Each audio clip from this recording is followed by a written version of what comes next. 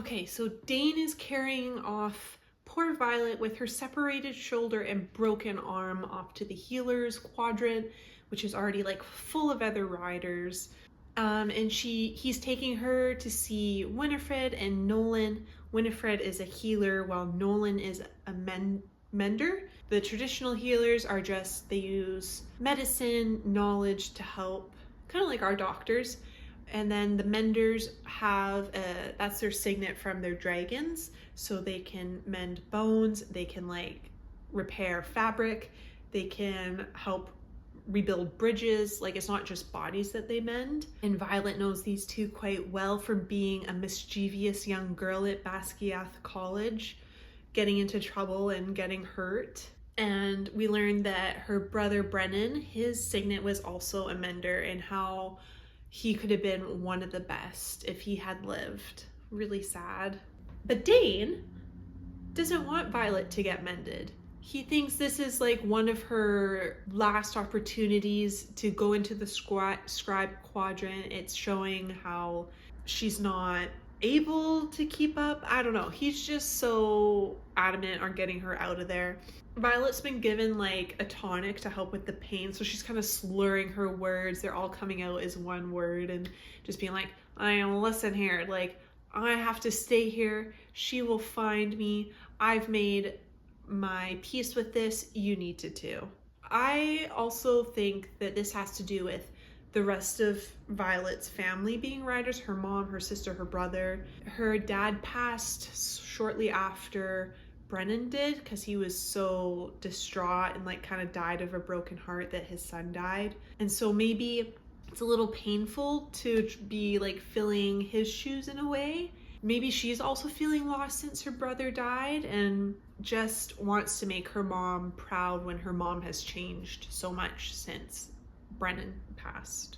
Nolan says that he'll help mend Violet, that he will always mend Violet, but she will still have like pain in her arms for a few weeks and will have to be in a sling, which, as we know, will put a target on her back, showing that she's a weakling.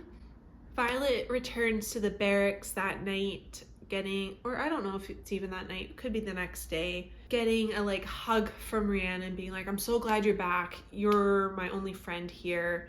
And I'm really enjoying their friendship. I feel like from a lot of books, you need to not trust the female friendship. Someone's going to do something bad and betray, but this one's really nice. And she goes to lie down in bed and she feels something under her pillow. And it's a letter from Mira being like, I stayed to read the like papers or the roll to make sure Violet didn't die on the parapet. And she's so thankful, like, woohoo, but she had to leave right away. She bribed a scribe to leave this book for Violet under her pillow, and it's a book written by their brother to help. It helped get Mira through her 3 years, and now Mira's giving it to Violet with her own like notes on how to survive Basgiath War College. She's flipping through it and she finds an entry about the challenges that are going to be coming up, which are her weak point, what she's most nervous about. And she finds that Brennan found a way to figure out who you're going to be challenged, like who you're going to be fighting. If you know where to look, you'll find it. And Violet finally gets like a blossoming of hope in her chest, like, I might survive this place. Yay! This is such a good chapter. Buckle in, pay attention. Violet found where to find the challenges and she has devised an amazing plan. She's out past curfew, like in the grounds below the Riders' Citadel. So there's a river, there's lots of trees, grass, and she is looking for inedible plants and berries and like mushrooms to poison her challengers. Yes, I loved it so much. And because she's been there for 5 years, she knows the grounds incredibly well. She knows where to find these berries. She is harvesting on the hunt to slightly poison her challengers. She goes to a specific tree where she knows some of these plants are at the top. She notices that like some of the grass is trampled under the tree, doesn't think too much about it, starts climbing her way up. She's got her cloak. She's pretty confident that no one will see her. Fills her little vial, heading on back down the tree when two other cloaked figures are at the bottom. She freaks out, hides because she's not supposed to be out. She doesn't know who these people are. They could kill her and no one would know. Imogen is revealed first, the one who separated her shoulder, broke her arm, and also attempted to stab her in the stomach. And then Mr. Xaden Ryerson also puts down his hood. Violet is like, what are they doing? And then she notices that more people are coming to this tree who are also like cloaked. It's almost like 24 people. And she notices that they all have rebellion relics on them. At Basquiat, only three marked ones can convene at a time anywhere. Like only 3 of them can be in a group. Because I guess they're like, they could be conspiring against us. They could be starting another rebellion. But she can't hear them, and she's like, well, if they are doing something bad, like, I'm gonna have to tell someone. So she starts slowly climbing down the tree so she can hear them, she can spy. She climbs down enough, because there's moonlight, so she could be seen technically, but she's like hidden in the shadows. And like, to her surprise, and also mine while reading this book, they're just helping each other. It's the third years asking like the first years, okay, what are you nervous about? What do you need help with in terms of classes or like combat, fighting training? Like, we need to help you. Helping pair them off with people who can teach them, tutor them in a way when a smaller boy is like, I've just had enough. I don't want to be here. He didn't get to choose to be there. Like Rhiannon, Dylan chose to be there. Jack chose to be there, the sadistic, crazy man he is. But they all chose to be there, where this guy, he doesn't have a choice, and he's terrified. He's seen Jack snap that guy's neck right in front of him when they were sparring. He's had enough of the death. He wants to go home. And Xaden's harsh, scary persona comes out and is like, if that's how you feel, you're gonna die here, and there's nothing I can do to help you. Harsh Xaden. I picture him just being this little boy, and he's scared, and he's like, yeah, you're gonna die. I can't help you. And even Imogen's like, wow, that's pretty harsh, Xaden. And he's like, I can't help people who won't help themselves. And that's a little like true in the real world too. If people aren't willing to help themselves, there's nothing you can do to help them. We also see some of the other like second and third years. So we have Xaden's cousin who's named Bodhi. Never heard of that name before. That's fun. For some reason, I imagine him as the like curly hair guy from Coraline. So I'm really trying not to like picture him like that. It just popped into my head. It's so random. And he's supposed to look like just exactly like Xaden, but just younger, a little smaller. Xaden's the massive man. So he's also helping the first years, but there's a boy named Liam who has just been killing it at all these challenges. He hasn't lost one yet. He pretty much ran across the parapet. So he is like soldier Captain Navarre. He is strong. He doesn't need anyone's help, not even Xaden's.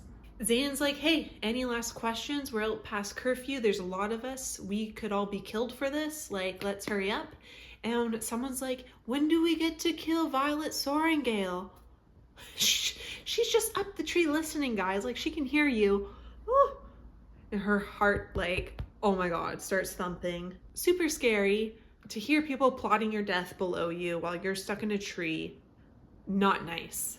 And to Violet's surprise, there's actually some people like standing up for her. So there's another guy called Garrick who's also kind of in like Xaden's group of friends with Bodhi and Imogen to an extent. Well, yeah, Imogen's a part of his friendship group.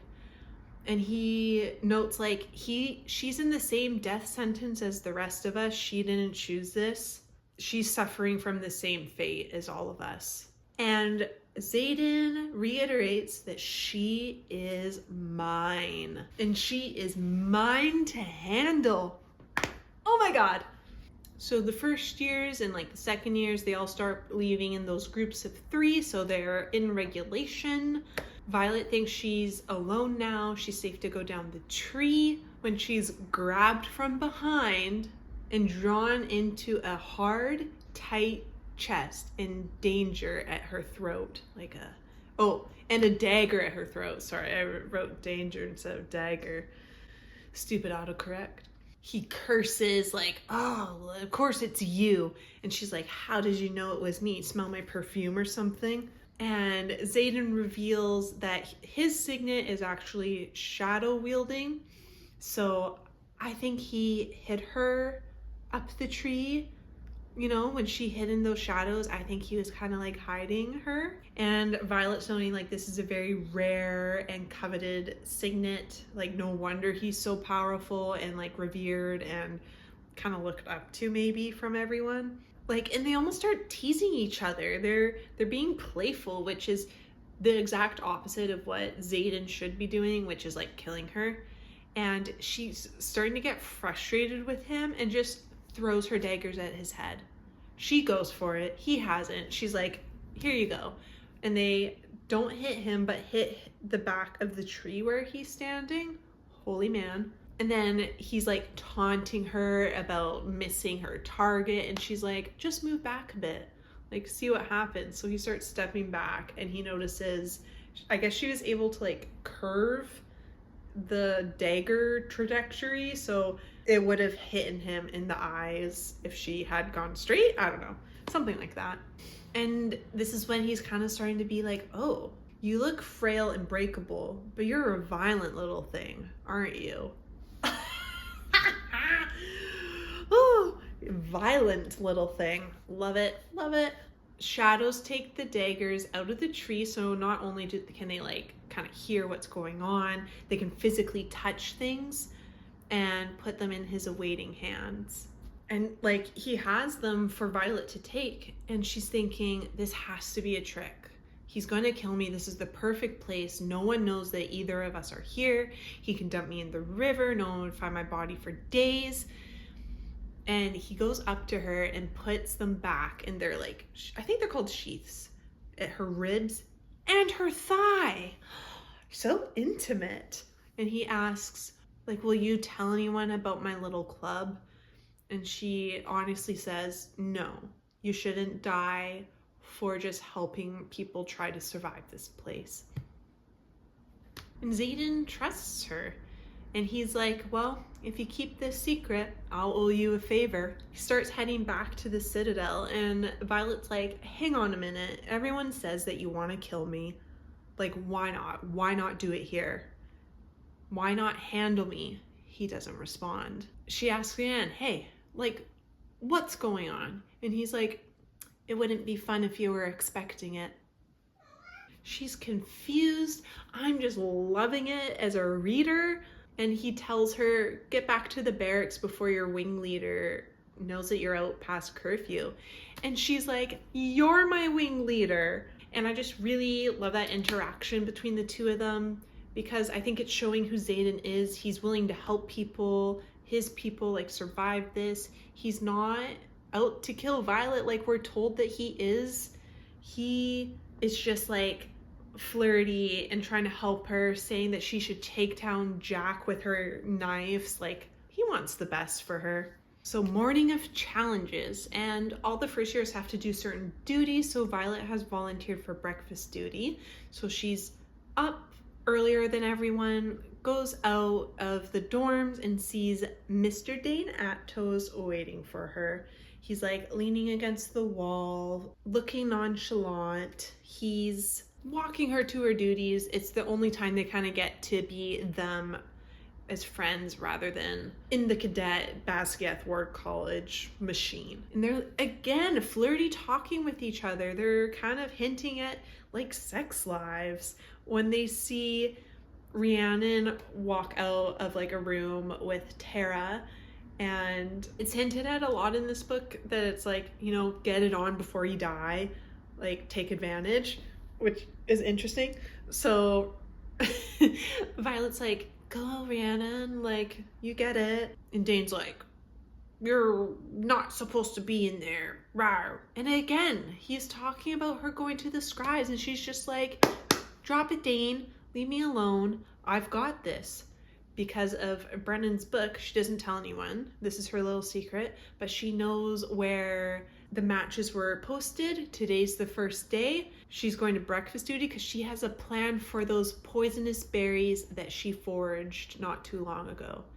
And as she sees her opponent like coming to get his breakfast, she sprinkles on a bit of that poison to his food. Guess we'll see how the challenge goes. Except we don't. It kind of like goes 5 weeks. She's doing great at her challenges. All her opponents are like not able to walk properly. They're not feeling well. What is another one? They're not able to see straight. So when they're fighting Violet, they're at like 40%. They're not doing good. So Violet's been winning all her challenges. She's been getting her daggers because they've healed. She's feeling pretty good about herself. When she goes to class that day, Professor Emeterio, I think it's Emeterio, tells her that her challenger has been fallen ill and has been taken to the healers. Violet gave her too much of a dosage. She is out, which wasn't what Violet wants. She wants to fight them, but them to just be a little bit incapacitated, a little intoxicated with poison so she can win. And she's like, hey, it's fine. Like, I'll just sit this one out. When Violet's spidey senses go off, the tingle, the ice chill, and when we hear Xaden say, I'll fight her. Wait, what does he say? Oh, he says, I'm happy to step in, and walks onto the mat. Ah! Now, this is a chapter. Oh my God. Violet is taking in all 6 foot everything of him, his massive chest, wide shoulders, heavily muscled arms. He hands all of his weapons off to his friend Imogen, girl with the pink hair, who tried to stab Violet on the first fight. And Violet feels a little bit of jealousy towards Imogen, sees how she's looking at Xaden, and quickly tries to push down that emotion before her fight, because it's not good to be a little jealous and crushing on the guy who wants to kill you.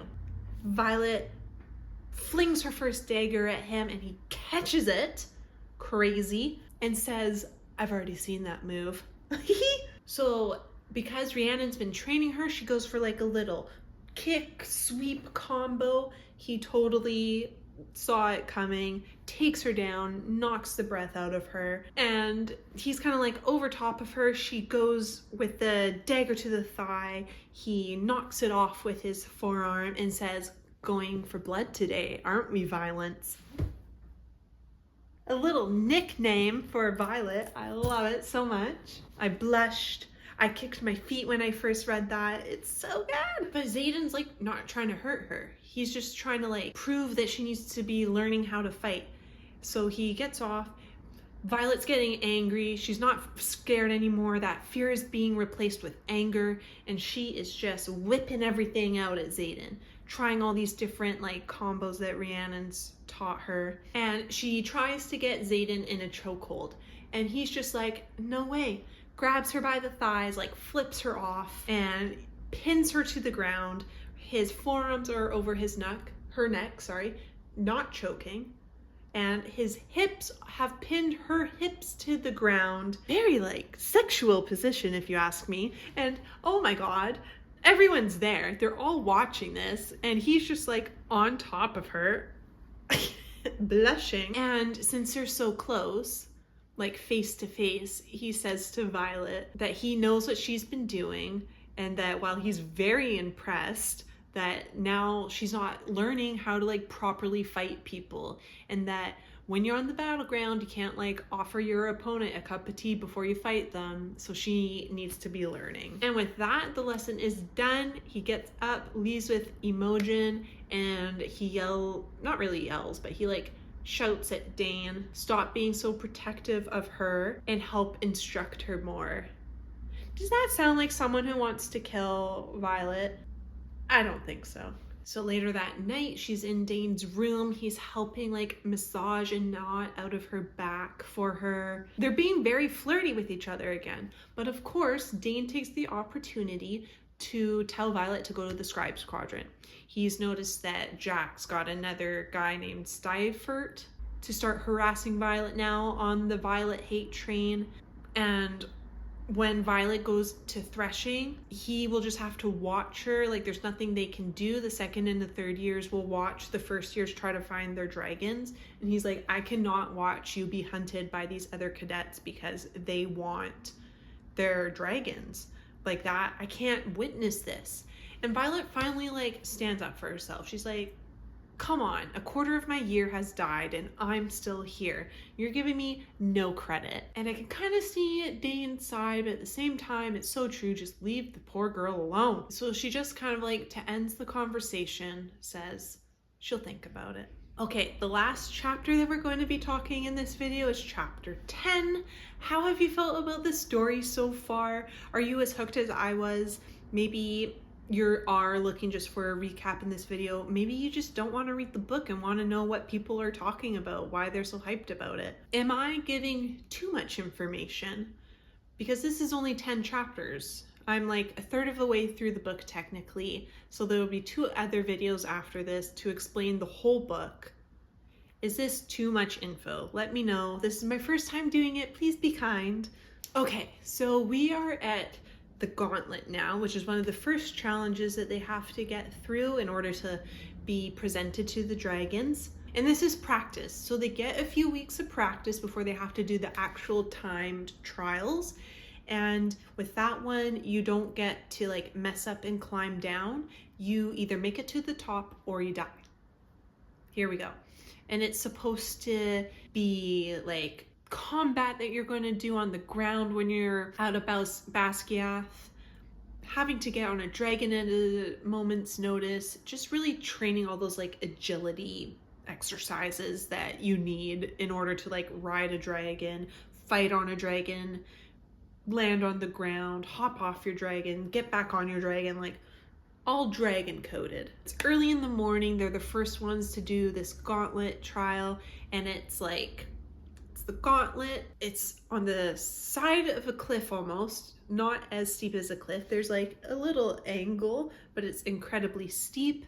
There's 180-degree switchbacks, and it all has like rolling logs, or there's like a wheel that you have to jump through in time to get yourself out of. There's almost like this carved chimney where you have to like make yourself an X and climb up somehow.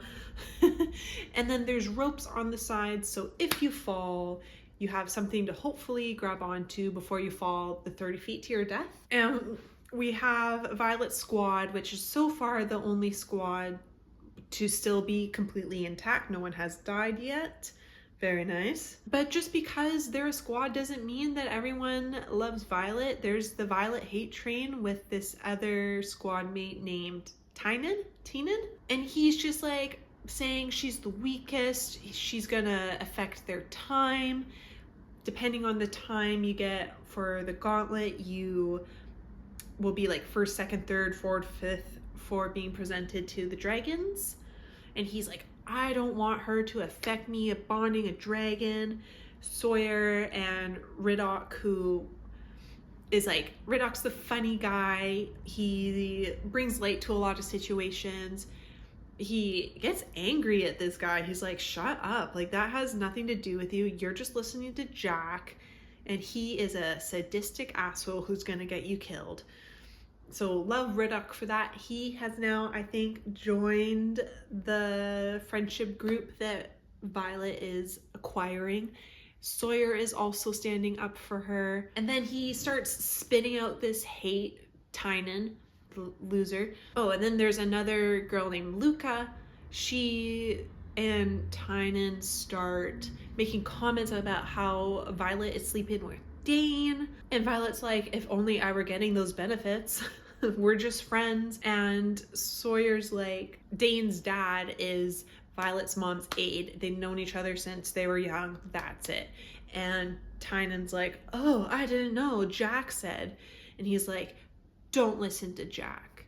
because Jack is nasty. Those are my words, but we all know Jack is nasty. And Violet's kind of like thinking in her head, if Dane were here, he would have sent Tynan to go do like cleanup duty for a month. But if Xaden was here, he would have kicked his ass. And then she's like, oh, get that out of your head. Push that emotion down. We didn't think that. So Gauntlet starts. Because Sawyer has done this before, he starts the squad off. He gets to the top. He makes it look easy. And then everyone else starts going up one by one. And of course, Tynan, who is commenting how weak Violet was, gets stuck on this like ball section of the course where you have to hop from ball to ball, which made me think of a Wipeout right away. Love that show. And he's shrieking, it's described as, because he's like starting to fall. And so Violet yells at Rhiannon, because she's ahead of Tynan, to like throw a rope over. So he grabs the rope, and instead of it just like helping him out, he climbs down off the course. So he's just a big talker who actually is the weakest link, in my opinion. Violet's turn comes up. She's sprinting. She's a fast girl. She gets up the first like switchback. It's going pretty good, but then her heart starts to like pound. She's getting nervous. So we get her little reciting of history and facts to help calm the brain, calm the body. She has her squad mate Orly behind her, kind of helping her, coaching her. She has been training for this her whole life. Her dad was a rider who made like an obstacle course like this in their backyard. She's athletic. She's like was excited for this. And they're going over this really tricky part where it almost sounds like kind of steps that are logs, but they're rolling. So you have to be really quick. Otherwise the log's gonna like roll you off the cliff. Violet makes it up. She's good.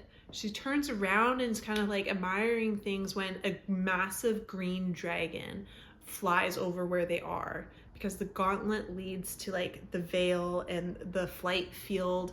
And she's just like, I will never get used to this. These dragons are so big. When again, we hear a scream and Violet looks over to see Orly lose her footing. I think because she got distracted by the dragon or something. And she starts to fall. Violet like reaches out her hand to grab her, but the log rolls her away from her and she falls off. Oh. And Violet's taking this pretty hard. Like we kind of fast forward here and she's like, Orly was so strong. She trained for this. She died. Why am I still here? And when you die at Basquiat, you can either your body and your belongings get sent to your family for burial, or you get buried at the college and your things get burned for Malik, the god, right? And so Violet's taking her pack up to the massive bonfire thing at the top of the roof of the Rider Citadel to burn Orly's things, because she was like the last person to see her and she's feeling guilt about it. And as she's on the roof, she sees 3 dragons pass over, which she doesn't think is too weird at first. Obviously they're going to the Vale, but as she goes back down to the courtyard, getting ready to go back to her barracks, she notices that Xaden, Garrick, and Bodhi are returning from the flight field. So that was their 3 dragons. And she's like, why were they out past curfew? Like, I don't know of any missions, not that she's privy to that. But so she kind of like hides. She's being a lurker again. And she hears them talking really quietly. Bodhi's saying how he wishes there's more that they can do. Garrick saying we're doing all that we can. And then Spidey senses go off. Violet ice down her spine, and Xaden stops, freezes, tells the other 2 he'll meet up with them later. And they're like, what's going on? He's like, I'm good. I'll just meet up with you later. Goes to chat with Violet because he can like sense her. He's got those shadow signets. He knows she's there. I think there's like a nice little bond between them. We'll discuss that in other videos. And she's just had a day. And she's just like, hey, why aren't you killing me? Everyone told me that I was your #1 target. you would kill me right away, and I'm still here. You don't seem interested in it. What's going on? And he's just kind of like, girl, why do you got death wish? Like, leave me alone. She starts like venting about her day and just being like, you know what? I had hope. I had hope that I could do this. Brennan's book helped her out a bit. She doesn't say that. And then Orly dies, who's like the strong one who should have excelled at everything, and she just died, and she's really shaken with this.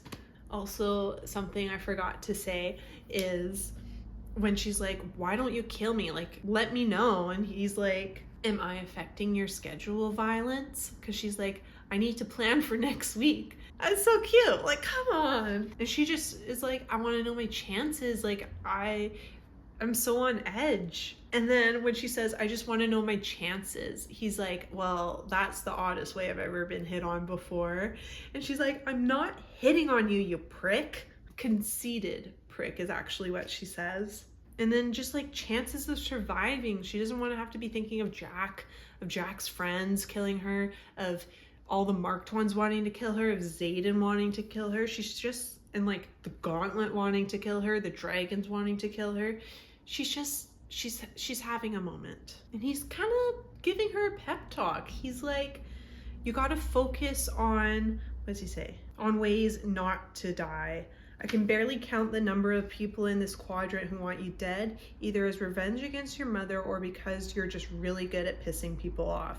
But you're still here, defying the odds. Shadows wrap around me, and I swear I feel a caress along the side of my wounded cheek. It's been rather surprising to watch, actually. And she was like saying how she can't do the gauntlet. That one chimney section where you have to make yourself an X, she's too short, so she can't even reach. And he's like, you know, maybe if you stop sulking and use your brain, like Mira told her, you'd find a way to make it up that gauntlet. And she's like, I'm too short. I physically can't do it. And then he says, the right way isn't the only way. Figure it out. And then he turns and walks away. F him. Okay, that's the end of chapter 10. Also, when she's like lurking on them, that T Swift song starts playing in my head. I look in people's windows like some deranged weirdo. Okay, maybe don't sing in your videos. Are you reading this book? Have you read it? Tell me about it. What'd you love about it? It'll probably take like a bit for me to get the next video up. We will see, but I'm just really excited for this channel. As you can see, I like reading. I really love this book. We're just chatting, having a good time. Please subscribe and do all the good things. Ring the bell so you get my notifications. I'd really appreciate it. I put a lot of work into just the script of this video. That took me like a week and a half. I'm sure it's going to take me a week to edit this. I hope not. See you for the middle of the book, which will be like chapters 11 to 20. We're going to get some good action. We're finally going to see some dragons. It's good.